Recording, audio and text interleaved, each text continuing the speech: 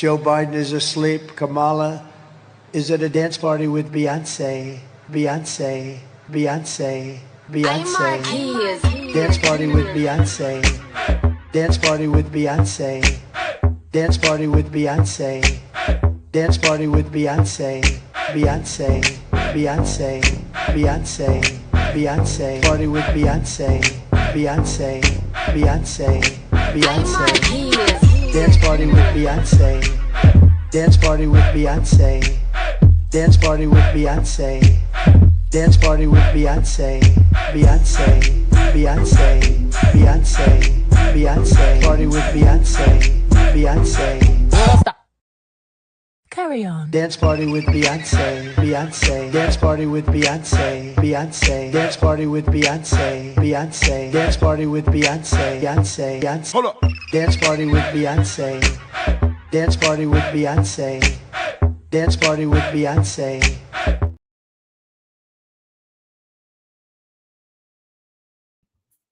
Welcome to the second episode of Online Personality.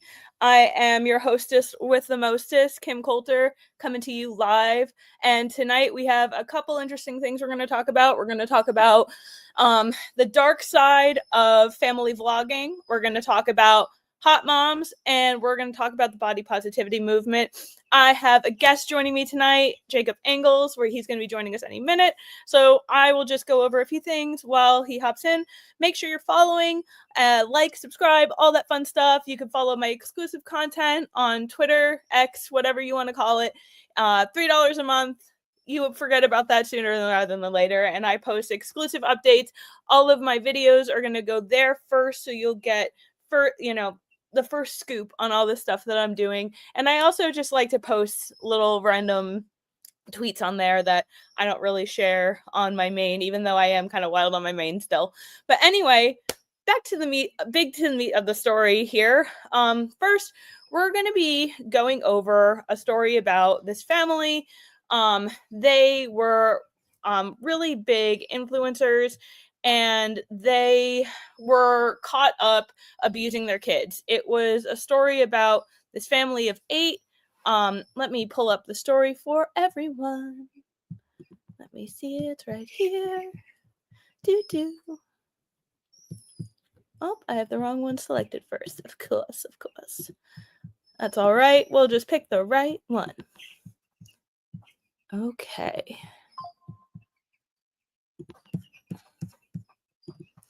All right, guys. So you guys would probably know this story because it's a little bit of an old one, but we've recently, in culture, it's been kind of a hot topic, especially post like patriarchy Hannah debacle and all of that, kind of calling out the toxic side of online bloggers, the bad side, the things that,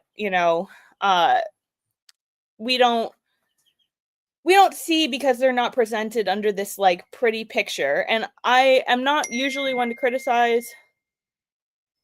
Yeah, okay. Jacob is joining us soon. He'll be in any second. That was what I was just paying attention to. So we have this family, right? And they're giving a bad name to all of the actual people who want to, live the traditional lifestyle, live the family lifestyle. It doesn't paint families in a very good light. But it's important to call these people out because they're insane. All right, Jacob is back. Absolutely. Great to be on the program. How are you doing, Kim? I'm doing great. We are already getting into the meat of today. We were talking about this Ruby Frank family. Why don't you tell us a little bit about what you thought of it when you read the story? Because it's about a year old, but we're, I was just explaining, we're kind of getting back into, the criticisms of like a lot of these trad influencers and how people like these kind of bring the legitimacy of that movement down.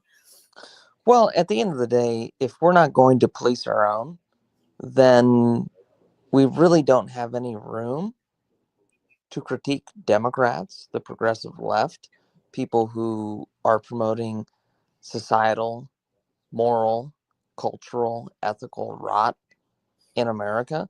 Absolutely. So we have to look at these cases and we have to be honest about it. And sometimes honesty isn't that easy. It isn't that fun. It might not be enjoyable. for people to hear, to read, to view. But at the end of the day, if you are going to go out there and look, I'm raised Roman Catholic. I make a lot of problems for myself every day in terms of committing sin, and I go and atone for that. But I don't go out there and tell everyone, oh, I'm just this perfect person. Look at me. I'm doing this. I'm doing that.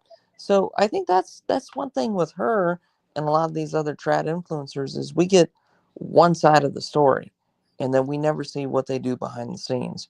And it's not that we want to invade their personal life or that we feel that we have the right to have access to it.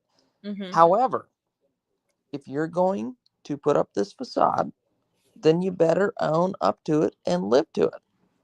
Right. And I'm not even really sure what their political alignments were, but the idea that this is like this picturesque family with a picturesque lifestyle. Meanwhile, the kids are their wounds are being duct taped. They're being starved. There was a report of one of the kids sleeping on a beanbag chair for more than 7 months. Like, apparently these kids had been desperately trying to reach out to CPS and just nobody was listening because, surprise, surprise, there's this beautiful image of them all online, happy smiling faces, beautiful family, beautiful mom, beautiful kids, happy life, whatever. And the real side of that was that she was another one of these, fame obsessed women who ultimately like hurt her children in the quest to be famous. And we're going to talk about this next week with when we talk a little bit more about like the downside of online personalities. When you think of people like Ashley Sinclair, you present this one image of yourself when really the opposite of almost everything that you're saying is what's happening. And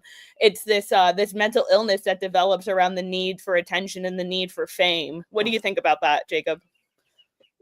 At the end of the day, ultimately, her husband, her family, they're not giving her enough meaningful attention. And that's why people like this act out in these ways and they present themselves online as the ultimate purveyor of moralism and ethical behavior, when in fact they're doing demonstrably horrible things behind the scenes.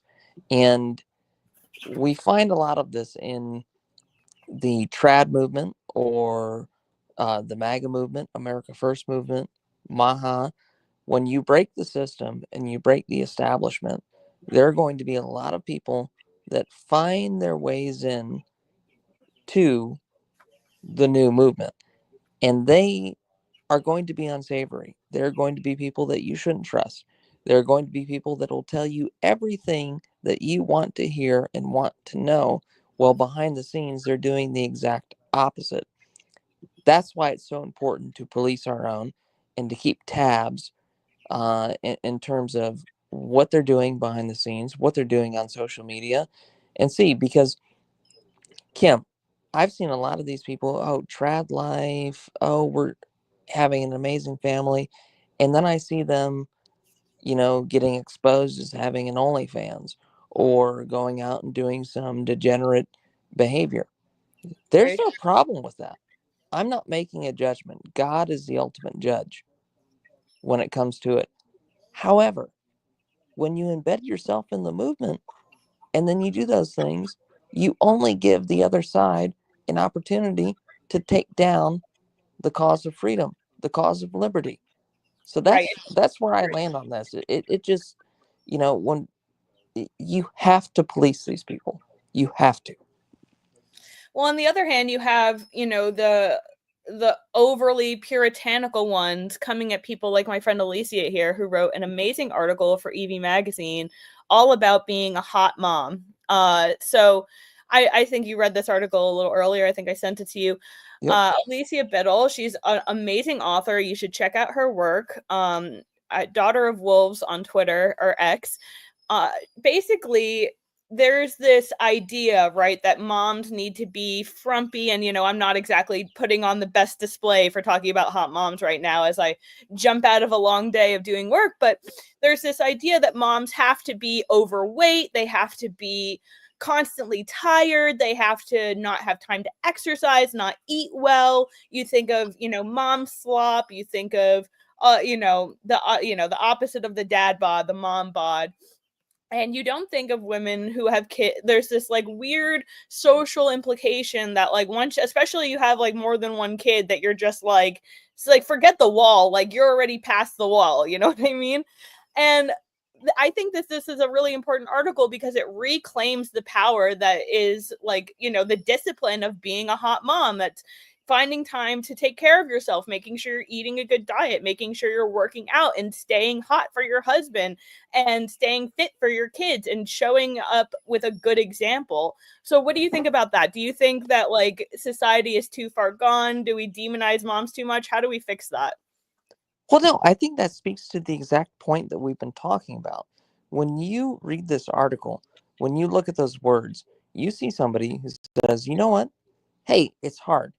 It's a tough obligation, but I'm still going to meet it because, in the true sense of being a woman and being somebody who is bringing children into this world and taking care of them, you just don't get to have 2, 3, 4, 5, like infinity time off from dealing with your body, dealing with your physical appearance, dealing with how you present yourself in person. That's very important. You have to look good to feel good. And that's kind of what I got from this whole article and a lot of the other stuff I've seen from her is we're not going to sit here and say, oh, I'm a mom. And I hate dad bod culture too, because it's so insane. Like, Right. dude, you brought life into this world. You have procreated. And now you just get to, I don't know, smash Natty Light all day and not do anything and become fat and unattractive. And everyone's supposed to come around that and be like, oh, wow, he's so hot. It's so hot, dad bod culture. No, it's not. And that's the thing in, an honest movement is we recognize on both sides. Wives, husbands should maintain their ability to present themselves in a presentable fashion. And if you can't do that, then all's lost. Well, I mean, it's a really big indicator of your mental health and of kind of like where you're at in life. If you can manage to like maintain a physical appearance and maintain your mental health, they're kind of tied hand in hand. When you see people starting to gain a lot of weight, it often correlates with a really depressive period or some big traumatic event. And it people do fluctuate in weight. I'm not going to say it doesn't. Sometimes people go through hard times, stuff happens, and you don't necessarily pay attention to your workout regimen as much. But at the end of the day, you want to set the example for your kids. You want to present yourself as somebody who cares. And, being a fat slob, you like what that's there's so much that says about you as a person. And, not to be overly judgmental, but your outward appearance says a lot about, like I said, your inward mentality. And if you present as a fat slob who doesn't take care of themselves, then that's not the kind of person that like a productive and, quite frankly, a healthy person wants to be around. Which leads into my next point. I want to highlight this part of the article really quick because we're going to talk about body positivity, and I think Alicia hit the nail on the head real hard with this. So she wrote, the body positivity movement has wrecked American moms. Scroll on Instagram for even 2 seconds and you'll find reels of moms proudly displaying jiggling rolls, muffin tops, saddlebags, and cellulite overlaid with some uninspired trite quote such as, love your body. It's just a body. Your body's a gift. Be unflattering. You decide what's hot. Who cares what others think? Eat the cheeseburger. As you can see, no one in the body positivity sphere actually knows what they're talking about because no single individual can even agree with themselves. The one thing that they can agree on, however, is that their own children are perfectly suitable sacrificial scapegoats to carry the blame for their mother's own lack of self-control, unattractiveness, and state of disease. And that's exactly what obesity is. There isn't a single ailment in the planet that you can name that isn't made significantly worse by being a fat piece of shit.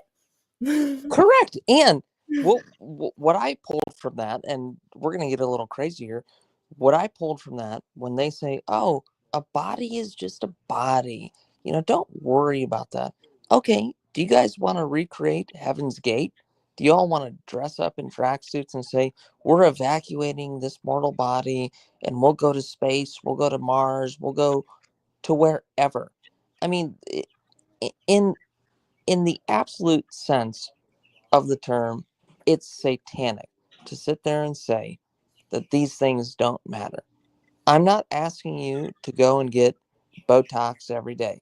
I'm not asking you to go out and spend hundreds of thousands of dollars to look like a Barbie that we've seen on so many of these publications, these people with body dysmorphia problems. We're not asking you to do that. We're just asking you to realize, respect yourself enough and respect the family enough that you have yourself put together.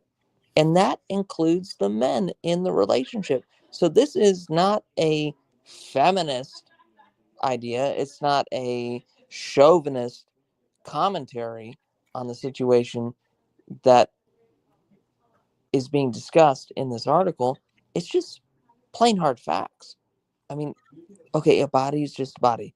Okay, does that mean, Kim, that I can end up like the person on what is it? What is it? Wally, and I can just end up there and going around the theme park, and I'm like 800 pounds, 600 pounds, and I don't do anything, don't contribute anything to society.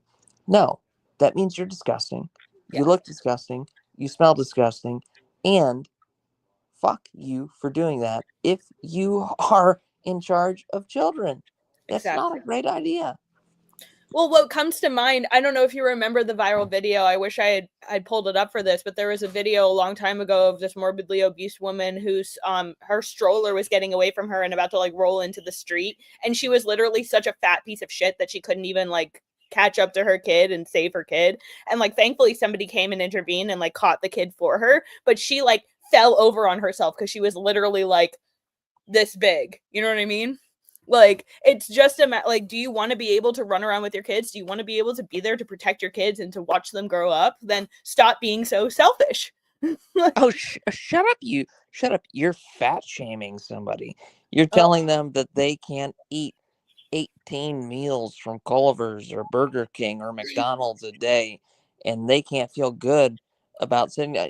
Kim, this presents another important question. Have you seen the videos on X or wherever you are on social media where you have these moms who weigh like 600 pounds, probably more, and they're like making a cool snack for my 5 children? Oh my god, yeah. And it's like a burger, and then it's like chicken nuggets, and then it's fries from McDonald's, and then we've got like a candy bar, and then it's like a juice pack, and then it's like, and then we just wrap the whole thing up and make it like a pie and cut it into pieces. I'm giving my kids protein. I'm giving them the sustenance for life. No, you're making them fat. You're making disgusting. Them fat. My favorite one of those are, like I said, this is I'll come more prepared next week, guys. But there's another one where it's the same kind of video, but she's making it for her husband, and the caption is like, "I'm trying to convince my husband to let me be a stay-at-home mom." Yes, I know you're talking about. And she has like these frozen steaks, and she like puts them into the pan with the plastic still on them. And they're just, it's just like, oh my god, like, not only should you never be a stay-at-home wife or stay-at-home mom, like that is divorce worthy. I would bring that to a judge and be like, this bitch tried to kill me, filling my balls with microplastics. Well, it's absolutely offensive, and you cannot allow people to live in a reality where they think these things are all right. So, when an article like this comes out, when anybody speaks out, it comes with the territory. People are going to say, oh, well, no, this is fat shaming. Oh, no, body positivity. Oh, no, this, that, or the other. But that's because there are so many people who are inherently unhealthy and engaged. I would suggest, and I think this might be a little bit wild for people, but I would suggest people that operate in that kind of mentality, eating those kind of foods, feeding them to their children, are demonically possessed. I would Yeah. say that's a demon in there, because there's no point where you sit there and you make that kind of meal and you say, oh, wow, this is really good for my kids. It's really good for my husband. Oh, I'm so proud of what I did. No, you're a No. fat piece of shit. And you want to eat that. So you make it and you force everyone else to eat it. Well, These are just the facts. I'm, as you know, not a big fan of government overreach, and CPS is riddled with problems, like assisting in human trafficking and all that. But on a really real level, I think that parents who have like morbidly obese children should be considered like victims of child abuse. I really do. Like, if you're taking your kid to eat McDonald's multiple times a day, or like, you should be considered an abusive parent. Like, if you're like, you've seen these kids, they're as morbidly obese as their parents, and it's one of those, like, you want to just like reach in there and pull them out. It's really horrifying. Well, but you also see these episodes of My 600-Pound Life and all of these people. And here's the real thing: we all care about them as fellow humans, as Of fellow course. Americans. We don't want them to be in this health situation. We don't want them to be a drain on taxpayer dollars, which often, in 99.99% of cases, they are. But when you hear these stories, you say, oh, well, when I was 12, so and so did this to me. They all talk about molestation. They all talk about sexual assault. They all talk about these very core issues that reintegrate and reorder somebody's brain to the point where they stress eat like that. And then they say, oh, well, I woke up one day and I was 200 pounds. And then I woke up the next day and I was 600 pounds. Yeah, right. Really? How did you get there? That's what I want to know. That's Yeah. what I want to know. Well, the fact of the matter is, like, there was a really toxic body movement in like the early 90s, right? Especially, I mean, like, it was prevalent amongst men and women, but it was mostly talked about amongst women with, like, the like heroin chic, very skinny model type. And like, this body positivity movement was like a gross overreaction to, like, the hyper glorification of like being a stick. You know what I mean?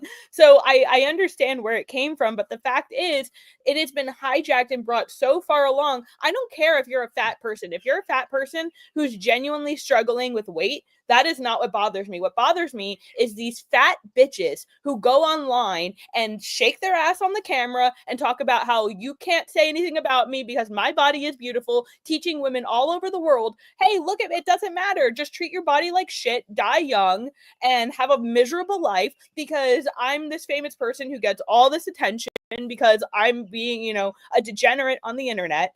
And the fact of the matter is, what they're doing is promoting suicide. They're promoting slow suicide. And if you dare say anything, they've built this community around them that's so brainwashed into thinking that they're targets of victimization that they're like, how dare you say this about her? Well, no, this person is a predator. This person is trying to kill you. I mean, case in point, and I'll leave it with this, and I'll let you get onto your program, but I'll leave it with this. We had the case of Dank DeMoss, that fat influencer, rap artist, hip hop R&B. The guy came to pick her up in an Uber, and she's 650 pounds. And the guy said, you know what? I'm not going to do it today. I'm not going to put you in my car because it's going to cause too much stress on the suspension, the tires. It's not a good deal for me, especially for like $30. So thanks, bye. What is her answer? Her answer is not to sit there and understand that somebody told you, get your shit under control. And the response was, no, I'm going to go to the local news station. I'm going to file a lawsuit against Uber and Lyft because I'm so fat they didn't let me in my car. And that same person has the right to vote, Kim. Yeah, has no. the right to have children. Yeah, that no, is a fucking travesty. Yeah, no, you're a lot of getting fat off of the government dime too. It's another part of that really makes me angry. And we're gonna wrap up here today because I hear my baby crying, and this was just really fun reboot back into our weekly live feeds. We're gonna have more tomorrow. Coulter After Dark. Stay tuned for that. Love you guys. Thank you so much for joining. And as always, also don't at me. Yes, victory, death. Bye.